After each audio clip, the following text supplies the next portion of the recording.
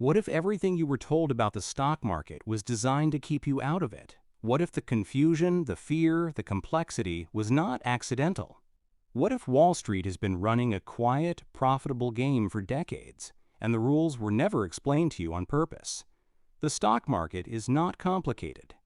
It was made to feel complicated, and in the next few minutes, I am going to prove it to you. Stay with me. If the stock market feels like something designed for other people, smarter people, richer people, this video is going to change that completely. Let me be direct with you from the very beginning. You have been lied to about the stock market. Not once, not twice. Repeatedly, consistently, and profitably by people and institutions that benefit enormously from your confusion and your fear. Now, that is a bold statement. And I am going to back it up with specifics. Because this video is not a rant. It is not conspiracy theory. It is a careful, honest, documented look at the myths, the misdirection, and the outright falsehoods that have kept millions of hardworking Americans on the sidelines of the greatest wealth-building machine in human history. And then, after we expose every lie, I am going to give you something the financial industry charges thousands of dollars for. The real guide. 7 clear, simple, proven principles for beginning in the stock market as a regular American adult. No jargon. No complexity theater. No products to sell you. Here is what this hour covers.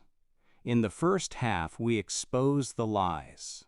6 specific lies that Wall Street, financial media, and the investment industry have told you, and the truth behind each one. Some of these will make you angry. Some of them will make you feel relieved. All of them will make you more dangerous as an investor. In the second half, we build your foundation. 7 beginner guides that form the complete starting framework for investing in the stock market with confidence, clarity, and a real plan. By the time this video ends, the stock market will no longer feel foreign or frightening. It will feel like exactly what it is, a tool.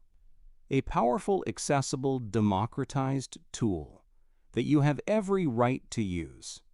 Let me give you a real-life scenario. There was a woman named Patricia. Patricia was 52 years old and lived in Memphis, Tennessee. She worked as a hospital administrator, a demanding, detail-oriented job that she was very good at. Patricia was organized. Patricia was smart. Patricia had been described by her supervisors as one of the sharpest operational minds in the building. But Patricia had never invested a single dollar in the stock market.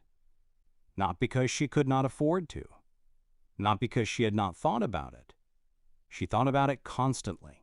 She had a 401k through her employer that she contributed to minimally, just enough to get the employer match. But she had never opened a brokerage account, never bought a single share, never made a single investment decision on her own. Patricia was afraid. And her fear was not irrational. It was built from years of receiving very specific, very consistent messages about the stock market.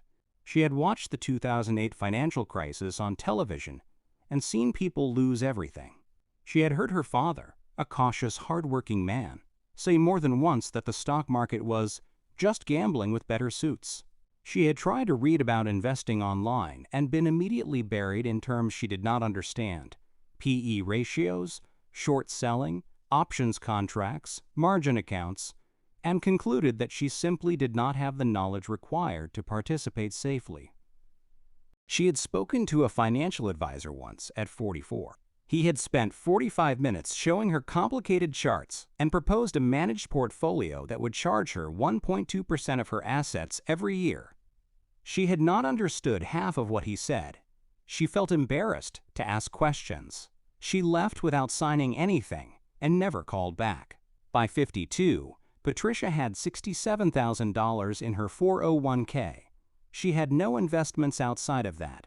She had $18,000 in a savings account earning 0.3% interest at a traditional bank. She was 8 years from her target retirement age and deeply uncertain whether she would actually be able to retire. Here is what Patricia did not know. She did not know that if she had invested her $18,000 savings and added just $400 a month to a simple index fund starting at age 44, she would have had over $200,000 by 52 without picking a single stock, without understanding a single complex financial instrument, without ever speaking to an advisor. She did not know because nobody told her. And nobody told her because confusion serves Wall Street far better than clarity ever could. Patricia's story is not unique. It is the story of tens of millions of Americans, educated, capable, hardworking people who were systematically misled about one of the most powerful financial tools ever created. Today, we fix that. Let us start with the lies. There are 6 major lies that have kept ordinary Americans out of the stock market or made them terrible investors when they finally got in. I am going to name each one, explain exactly how it works, and give you the truth that the financial industry does not want you walking around with. Pay attention, because each of these lies costs the average American somewhere between $50,000 and $200,000 over the course of their investing life. Lie number 1. You need a lot of money to start investing. This is perhaps the most widespread lie in personal finance. And it has kept more people on the sidelines for longer than any other single misconception. Here is how the lie was built. For most of the 20th century, investing in the stock market genuinely did require significant capital. Brokerage commissions on every trade ranged from $50 to $150.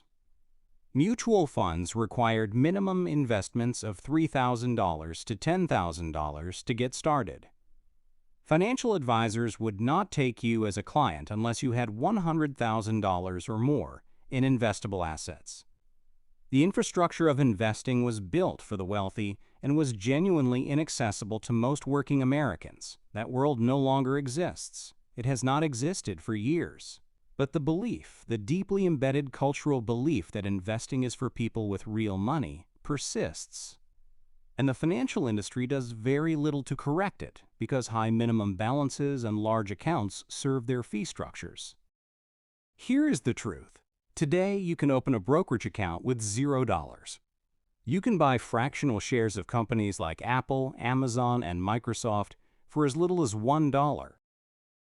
Major brokerages including Fidelity, Charles Schwab, and Vanguard charge 0 commissions on stock trades. 0.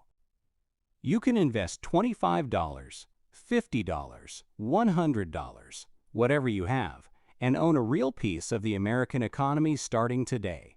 The barrier to entry in 2026 is not money. It is knowledge. It is confidence. It is the willingness to begin. Patricia thought she needed to wait until she had a real amount to invest, meaning at least $10,000 or $20,000 sitting available. That belief cost her 8 years of compounding growth. 8 years during which a consistent $200 a month investment would have grown to over $27,000 without her touching it. The first lie cost you time, and time is the one thing compound interest cannot recover. The truth, you can start with whatever you have. $25, $50, $1. The amount matters far less than the habit of starting. Open the account first. Fund it with whatever you can. The behavior of investing is worth more than the amount you begin with. Lie number 2. You need to understand the market deeply before you start investing. This lie is especially cruel because it targets the most responsible, conscientious people, the ones who want to do things right. And it weaponizes their carefulness against them. Here is how it works. The financial media, CNBC, Bloomberg, financial YouTube channels, investment newsletters, exists primarily to generate advertising revenue. Advertising revenue requires viewers. Viewers require compelling, ongoing content.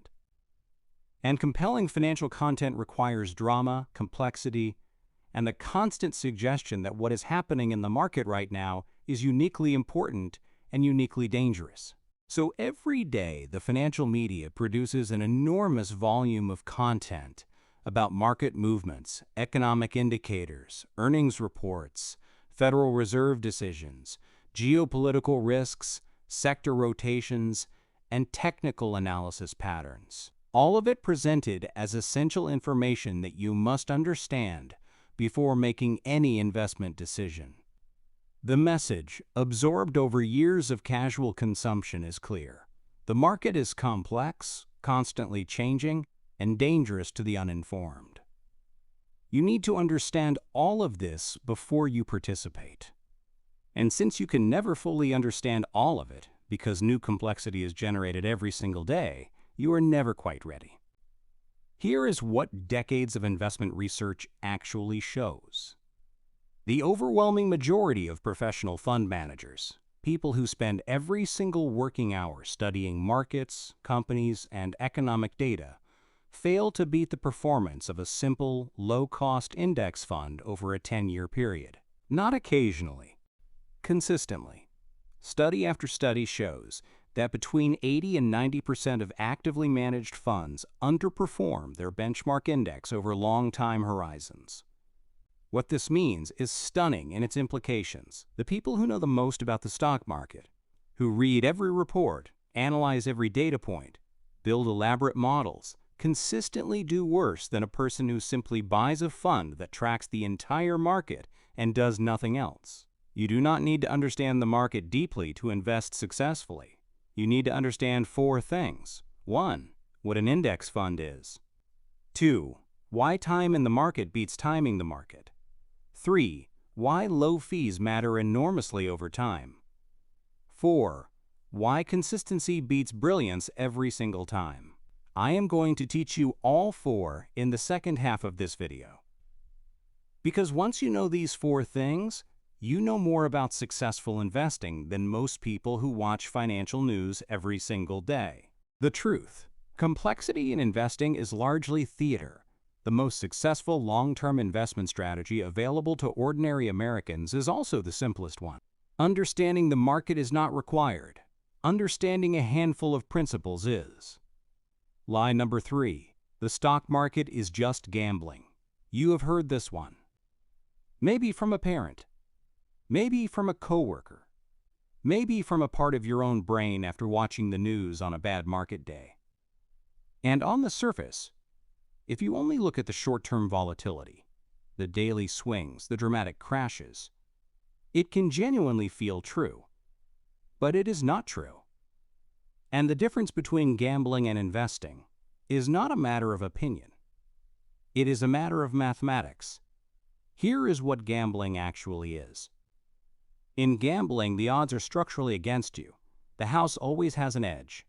Over time, the longer you play, the more likely you are to lose. The expected value of gambling, the mathematical outcome of doing it repeatedly, is negative. You are expected to lose money over time.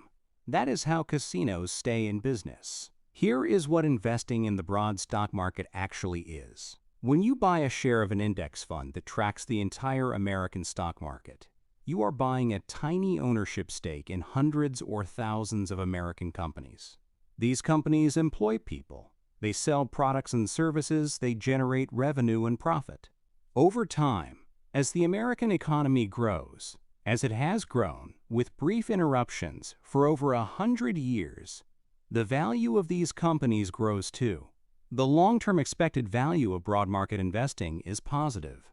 Historically, the S&P 500, the index tracking America's 500 largest companies, has returned an average of approximately 10% per year over the last century. Not every year. Some years it drops 20, 30, even 40%. But over any 20-year rolling period, in the last 100 years of American market history, it has always gone up. That is not gambling. That is ownership of the American economy. The confusion happens because people experience the stock market at the wrong time scale. They watch their account value on a daily or weekly basis. They see it drop and feel like they are losing. But day-to-day market movements are noise. The signal, the underlying long-term direction of the market, is unmistakably upward. Patricia's father lived through the Great Depression era. His fear of the stock market was understandable given his experience. But passing that fear down to Patricia, unchanged and unexamined, cost Patricia decades of wealth building. Because the market that terrified Patricia's father was the same market that turned a $10,000 investment in 1980 into over $800,000 by 2020. The truth: gambling destroys wealth over time. Broad market investing builds it. The stock market is not a casino. It is a partial ownership stake in the productive capacity of the American economy. And the American economy, over any meaningful time horizon, grows. Lie number 4. To make money in the stock market, you need to pick the right stocks. This lie is not just wrong, it is actively dangerous. And it is one of the primary ways ordinary investors destroy the very wealth they are trying to build. Here is how the lie spreads. Financial media needs stories. Buy the whole market and wait 20 years is not a compelling daily headline. But these 3 stocks are about to explode absolutely is. Stock-picking narratives are exciting. They feel like insider access. They appeal to our desire to find an edge, to be smart, to beat the crowd. The entire ecosystem of financial television, stock tip newsletters, investment podcasts, and social media trading communities is built around the seductive idea that the right stock picks will make you rich. And when the picks work, even occasionally, even briefly, they become legendary stories that reinforce the myth. What does not make headlines are the much larger number of picks that fail. The stocks that were supposed to triple and instead went to 0. The can't-miss opportunities that missed completely. The retirement accounts decimated by concentrated positions in companies that seemed bulletproof. Enron, Lehman Brothers, Kodak, Sears, until they were not. Here is what the data shows about individual stock picking. The average individual investor who actively picks stocks underperforms the S&P 500 by approximately 1.5 to 2% per year. That gap, compounded over 20 years, is devastating. A $100,000 portfolio growing at 8% a year becomes $466,000. That same portfolio growing at 6% becomes $320,000. The cost of trying to be clever, $146,000. Gone. Because of the temptation to pick stocks instead of owning the whole market. And professional stock pickers, the ones with research teams, proprietary data, and decades of experience, fail to beat the market consistently too. If they cannot do it reliably, what chance does someone checking financial Twitter between meetings have? The truth: you do not need to pick stocks. You do not need to find the next apple. You need to own a piece of every apple. Broad index funds give you exactly that ownership across the entire market. So when the winners win, you win with them. Without the catastrophic downside of being wrong about which one wins. We are halfway through this video. You have heard 4 of the 6 lies Wall Street told you, and the truth behind each one. The lies 5 and 6 are the ones that cost investors the most money in real dollars, not in missed opportunity. In actual, direct, measurable financial loss. And after we finish the lies, I am giving you the complete 7-step beginner's guide to the stock market. Clear, simple, actionable. Everything you need to start. Starting today. Do not go anywhere. Lie number 5. You should react to market news and market movements. This is the lie that does the most direct financial damage. Because unlike the other lies, which mostly keep people out of the market, this one gets people into the market and then systematically destroys their returns from the inside. Here is how it happens. You start investing. The market goes up for a while and you feel good. Then one day, a bad jobs report comes out, or the Federal Reserve raises interest rates, or there is a geopolitical crisis somewhere in the world. The market drops 8% in a week. Your account balance falls by several $1,000s. The financial news is full of warnings about further drops, possible recession, maybe even a bear market. And every instinct in your body tells you to do something. Sell before it gets worse. Move to cash. Wait until things calm down. Get out now and get back in when it is safe. This instinct is completely natural. It is also completely wrong. And acting on it is one of the most reliable ways to permanently damage your investment returns. Here is the problem.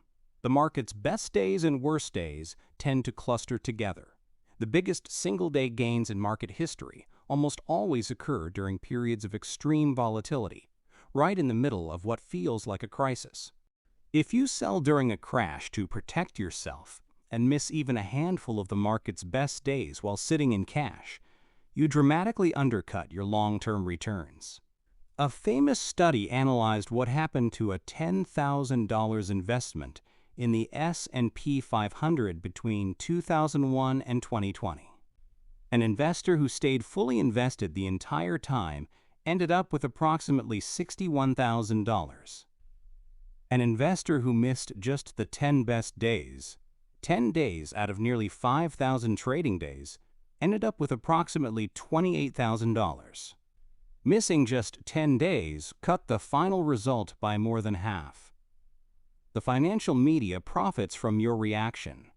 Every click on a panic headline, every subscription to a market crisis newsletter, every person who calls their broker in a panic and makes a trade, generating a fee. The drama of market movements is a product, and you are the customer they are selling it to. Warren Buffett, arguably the most successful investor in American history, has said plainly, the stock market is a device for transferring money from the impatient to the patient. Truer words about investing have never been spoken. The truth, your job as a long-term investor is not to react. It is to resist reacting. The investor who does nothing during a market crash almost always ends up ahead of the investor who tries to be clever. Boring, consistent, inactive investing beats dramatic, reactive, news-driven investing every single time over long periods. Lie number 6. The financial experts and advisors you see on television and in offices are working for you. This is the most sophisticated lie on this list, and it is built into the very structure of the American financial services industry. Here is what most people do not know. Not all financial advisors are legally required to act in your best interest. The financial industry distinguishes between two types of advisors. A fiduciary is legally required to recommend what is best for the client. A broker or non-fiduciary advisor is only required to recommend products that are suitable, meaning appropriate in a general sense, not necessarily the best option available. This distinction sounds technical. The practical impact is enormous. A non-fiduciary advisor can legally recommend a mutual fund that charges you 1% in annual fees, when an almost identical index fund is available for 0.05%. Why would they do this? Because the higher fee fund pays them a commission. Because the financial product they recommend generates revenue for them or their firm. Because the fee difference, from your perspective, seems small enough to ignore. But let us look at what that fee difference actually costs. You invest $100,000. The market returns 8% per year on average. An index fund charges 0.05% annually. After 30 years, your investment grows to approximately $978,000. Now, the same investment in a managed fund charging 1% annually, a very common fee, grows to approximately $724,000 after 30 years. The fee difference is 0.95% per year. The outcome difference is $254,000. That $254,000 did not go to you. It went to the financial institution and the advisor who recommended their product to you. Legally, perfectly legally, financial television is even less aligned with your interests than the advisor in the office. CNBC, Bloomberg, and similar networks are advertising-supported businesses. Their advertisers are financial institutions, the same banks, brokerages, and fund companies whose products they cover. Their on-air experts are frequently employed by or affiliated with those same institutions. This does not mean every financial professional is corrupt. Many are honest, capable, and genuinely helpful. But the structure of the industry creates systematic conflicts of interest that you need to understand before you trust anyone with your money. The truth. Always ask one question before taking any financial advice. Are you a fiduciary? If the answer is not a clear yes, be cautious. And always check the fees on any investment product you are considering. In investing, low fees are one of the few things you can control completely, and they compound powerfully in your favor over time. Let me check in on Patricia for a moment. At 52, Patricia found a video like this one, and something important happened. Not instantly, not all at once, but the fear began to crack, because what she had been afraid of was not actually the stock market. She had been afraid of a version of the stock market that was designed to be intimidating, a version built by people who profit from her staying on the sidelines. Once she understood the lies, she began to see the market differently, not as a dangerous, expert-only, complex machine, but as a simple, accessible, proven tool for building wealth over time, one that she had every right to use. Patricia did not become a stock expert overnight. She did not need to. What she needed was a simple, honest starting framework. 7 principles that she could apply immediately, without a financial advisor, without complex analysis, without any prior experience. Those are the 7 guides I am about to give you now. This is the part that changes everything. Let us build your foundation. Everything in the first half of this video was about removing what is false. This half is about building what is true, and this includes the 7 real stock market guides for beginners. Each one is a principle you keep for life. Each one is simple enough to explain in a few minutes and powerful enough to change your financial future when applied consistently. These are not tips. These are not tricks. These are the foundational truths of stock market investing that the most successful long-term investors in the world all agree on, and that most beginners never get told clearly. Here is guide number 1. Understand what you are actually buying. When you buy a stock, you are not buying a number on a screen. You are not placing a bet. You are buying a small ownership stake in a real business, a company that employs people, sells products or services, generates revenue, and earns profit. When that company does well, your ownership stake becomes more valuable. When the company pays out a portion of its profits as dividends, you receive a share of that payment. You are a partial owner of a real, operating business. When you buy an index fund, which is what most beginners should start with, you are buying a tiny ownership stake in hundreds or thousands of companies simultaneously. When you buy a total market index fund, you own a piece of every publicly traded company in America. The winners carry the portfolio. The losers are a small fraction of the whole. This mental model, ownership, not speculation, changes how you relate to market movements. When the market drops 10%, a speculator panics because their bet is losing. An owner holds steady because the underlying businesses they own are still operating, still generating value, still growing over time. A sale at the mall does not mean the mall went out of business. A market dip does not mean the American economy stopped working. Always think of yourself as an owner first. Investor second. Never a gambler. Guide number 2. Start with index funds. And for most people, never stop. An index fund is a fund that tracks a specific market index, most commonly the S&P 500, which tracks the 500 largest publicly traded American companies, or the total market index, which tracks the entire U.S. stock market. Instead of trying to pick which companies will win, an index fund buys all of them, or a representative sample of all of them, in proportion to their size. When the market goes up, the fund goes up. When the market goes down, the fund goes down. Simple. Transparent, no guesswork. Here is why index funds are so powerful for beginners and experienced investors alike. They are cheap. The expense ratio, the annual fee charged to manage the fund, on major index funds is typically 0.03 to 0.20% per year. Compare this to actively managed funds, which often charge 0.5 to 1.5%. Over 20 years, this fee difference alone accounts for tens of thousands of dollars. They are diversified. Because they hold hundreds or thousands of stocks, no single company failure can significantly damage your portfolio. Enron went to zero. If you owned an S&P 500 index fund when Enron failed, you lost less than 0.5% of your portfolio value. If you had owned Enron stock directly, you lost everything. They consistently outperform active management over long time horizons. This is not opinion. It is documented by decades of data from S&P Dow Jones indices and dozens of independent academic studies. For a beginner, the starting recommendation is simple. Choose one of 3 index funds at a major low-cost brokerage: the Fidelity Zero Total Market Index Fund, the Vanguard Total Stock Market Index Fund, or the Schwab Total Stock Market Index Fund. All 3 are excellent. All 3 charge extremely low fees. Pick one, invest consistently, and let time do the work.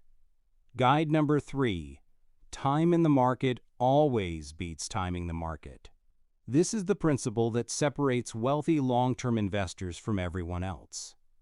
And it is the direct antidote to lie number 5. Market timing. The practice of moving in and out of the market based on predictions about what it will do next sounds logical.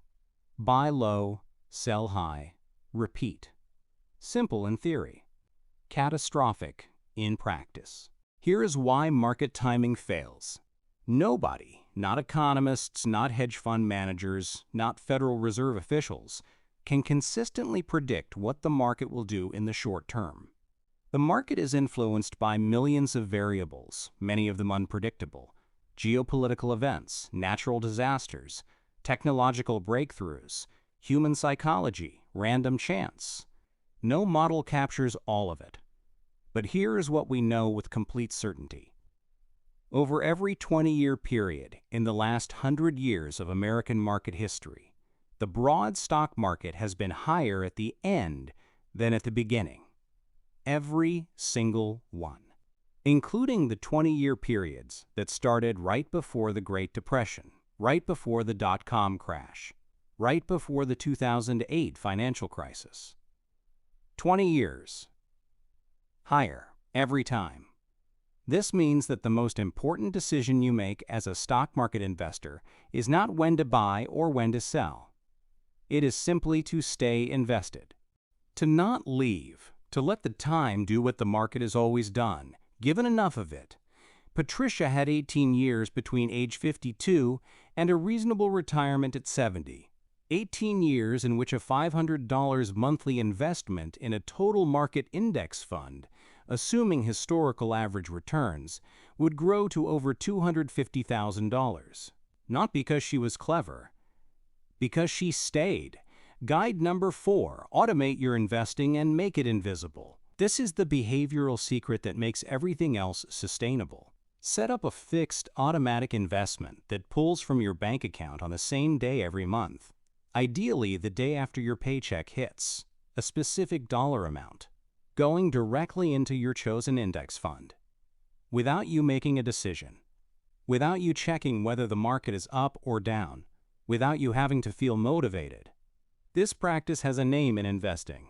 It is called dollar cost averaging, and it is one of the most powerful risk reduction strategies available to regular investors. Here is how it works. Because you invest a fixed dollar amount consistently, say $300 every month, regardless of market conditions, you automatically buy more shares when prices are low and fewer shares when prices are high. Over time, your average cost per share tends to be lower than if you had tried to time your purchases for the best moments. More importantly, automation removes emotion from the equation entirely. You are not deciding month by month whether to invest. You are not waiting for the market to settle down. The money moves.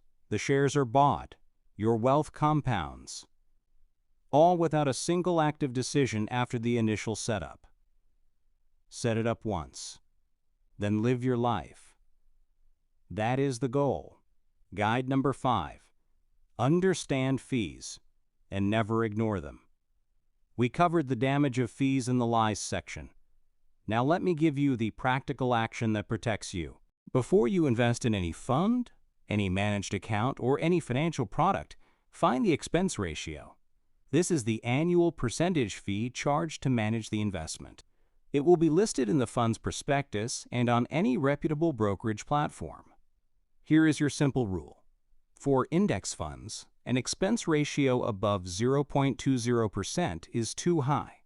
The best index funds charge 0.03 to 0.10%. That is the standard. That is what you should expect and demand. For any professionally managed fund or advisor-run portfolio, calculate the total annual cost, including the expense ratio of the underlying funds, plus any advisory fee. If the total exceeds 0.5% per year, ask hard questions. If it exceeds 1%, you need a compelling reason why the performance justifies that cost, and as we covered, the data shows that it almost never does. Fees are the one thing you control completely. The market will do what it does. But every dollar you keep in fees is a dollar that compounds for you instead of for the institution holding your money.